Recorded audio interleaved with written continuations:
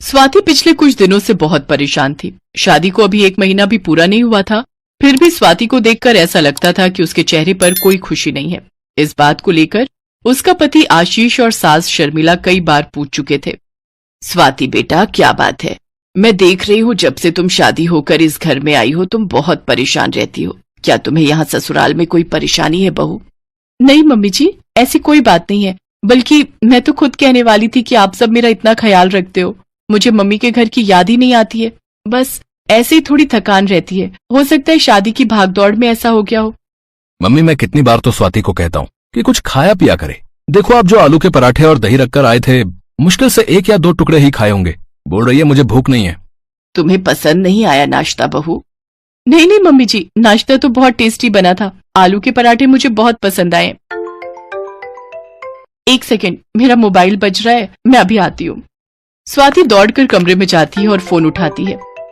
Hello Manoj, मैंने तुम्हें कितनी बार कहा है मुझे ऐसे टाइम बे टाइम फोन मत मिलाया करो। मैं शादीशुदा हूँ, अगर किसी ने तुम्हारा मोबाइल फोन बजता हुआ देख लिया तो मेरी शामत आ जाएगी। क्या करूं डार्लिंग, तुम्हारी आवाज सुनने को दिल तरस रहा था, बस इसीलिए तुम्हें फोन मिला लिया। अच्छा ये बताओ, मिलने कब आ रही हो? 1 महीना होने वाला है तुमसे मिले हुए। मैं तुमसे मिलने नहीं आ सकती, मेरा आना मुश्किल है। देखो, मुझे मना करके तुम गलती कर रही हो। तुम जानती हो ना कि मैं क्या कर सकता हूँ।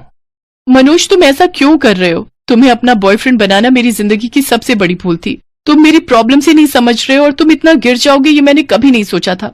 तुम तो कहते थे कि तुम मुझे बहुत प्यार करते हो। क्या प्यार करने वाले इस तरह से ब्लैकमेल करते हैं?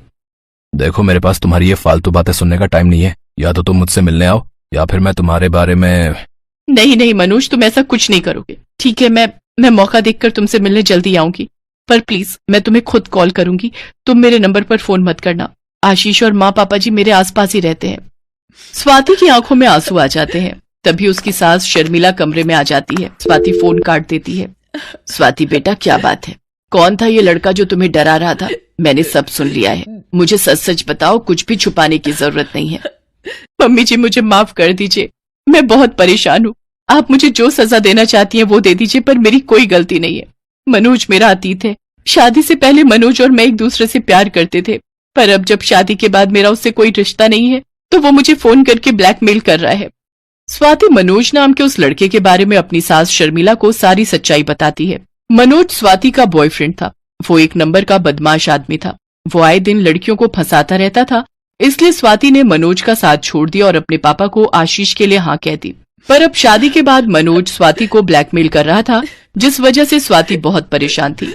स्वाति की सास को सारी सच्चाई पता चल चुकी थी। घबराओ नहीं स्वाति, मैं तुम्हारी सास बाद में हूँ, पहले एक माँ हूँ।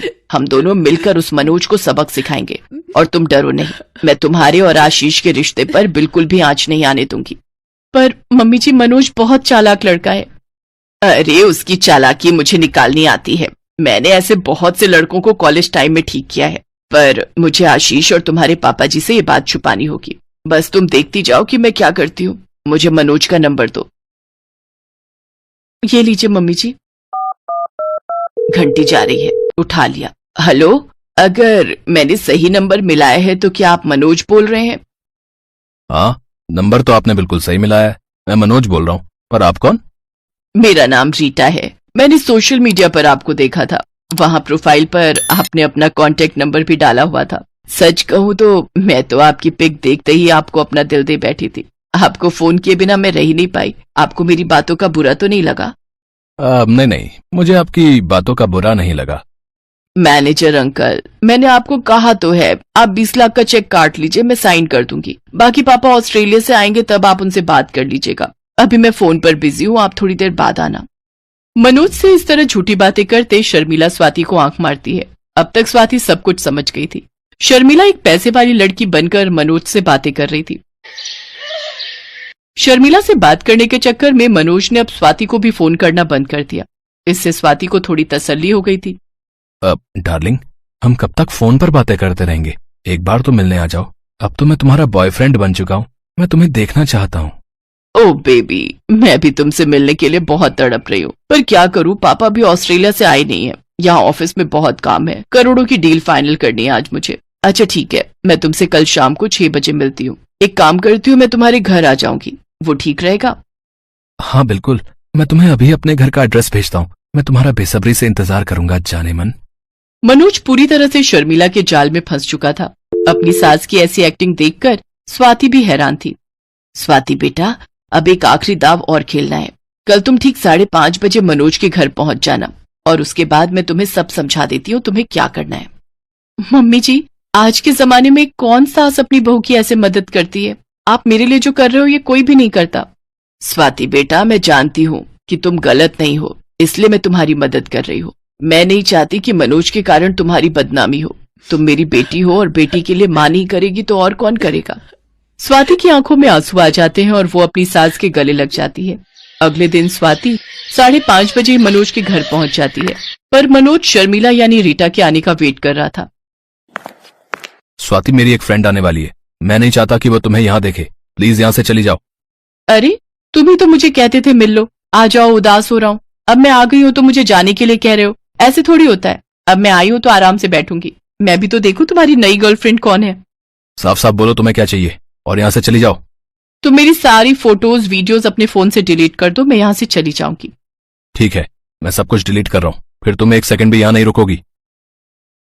ये देखो, मैंने सब कुछ डिलीट कर दिया। अब यहाँ से जाओ। हाँ हाँ, जा रही हूँ, परेशान मत हो।